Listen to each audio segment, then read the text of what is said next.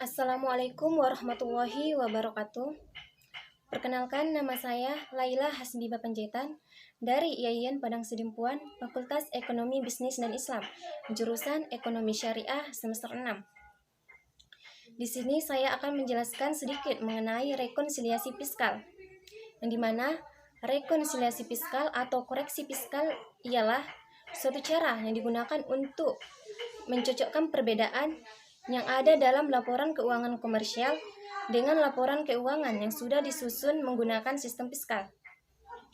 Yang mana di sini komersial itu disebut dengan akuntansi, sedangkan fiskal itu sendiri disebut dengan pajak.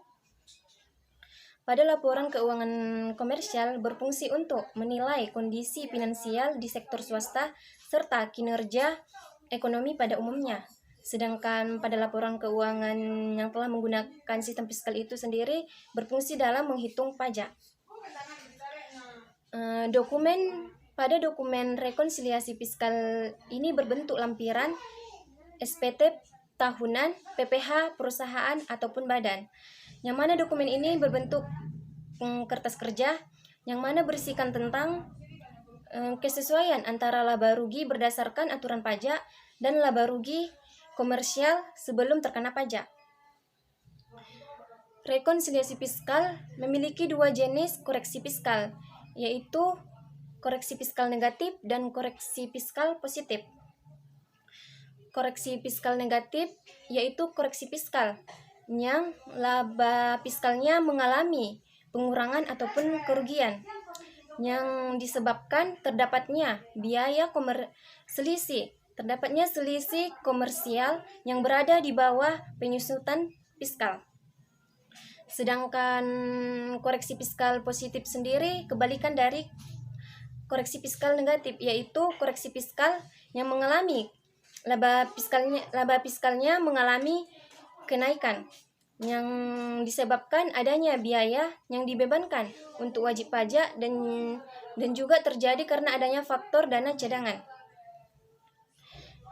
Dan selanjutnya jenis-jenis rekonsiliasi fiskal, yaitu jenis-jenisnya itu ada dua, beda tetap dan beda waktu.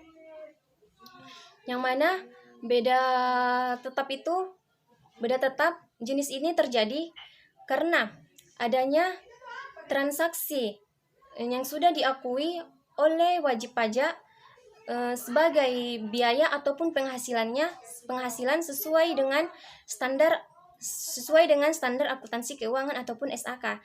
Sedangkan beda waktu itu sendiri jenis ini terjadi karena adanya faktor perbedaan waktu antara sistem akuntansi dengan sistem perpajakan.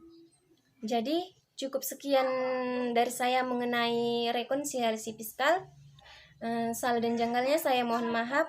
Wabillahi taufiq wal hidayah. Wassalamualaikum warahmatullahi wabarakatuh.